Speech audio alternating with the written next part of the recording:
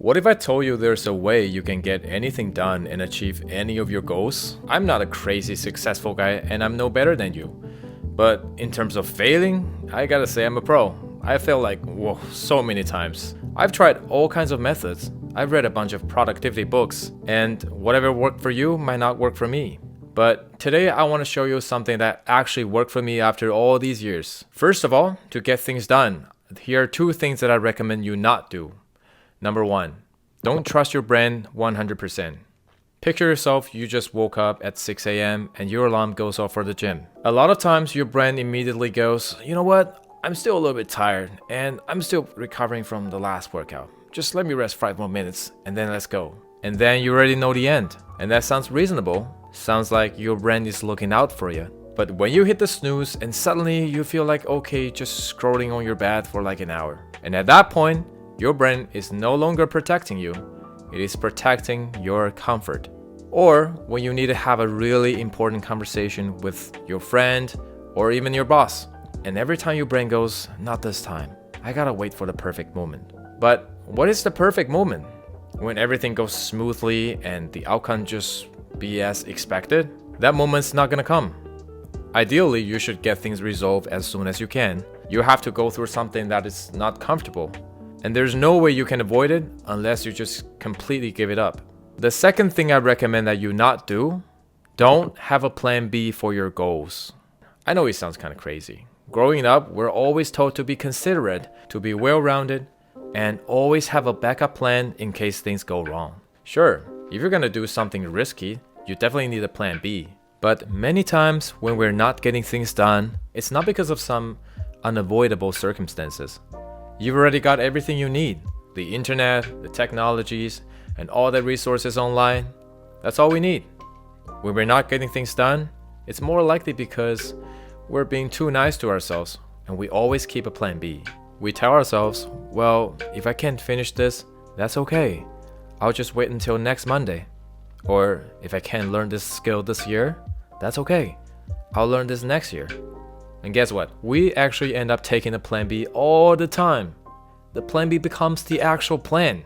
Your brain easily picks the easy path since you've already designed this game that you're about to lose. Now you see, because we always trust our brain so much and always have plan Bs, we're not really achieving our goals. So I came up with this thing I called the 503 month rule.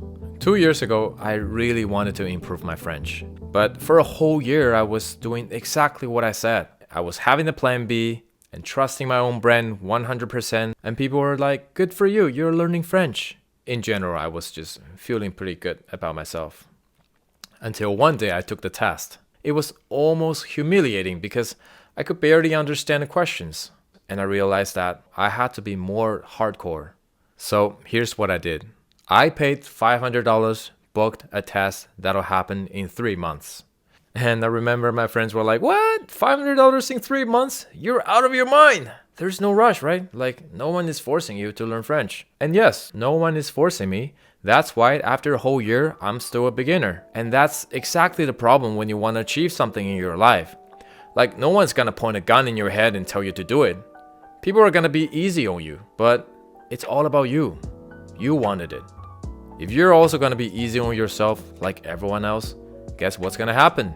I know my brain doesn't want discomfort, and I also don't know how much I can do in 3 months, but I know despite all that, I'm not gonna just throw away $500 and do nothing. And that was the pivot point. I remember I ended up waking up at 6 a.m. every day, and then I'd be like, damn, that's 1 day closer to the test.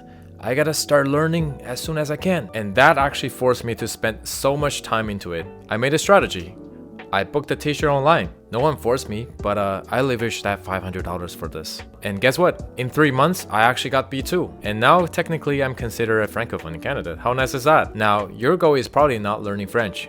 That's fine. The principle works for anything. So the rule is simple.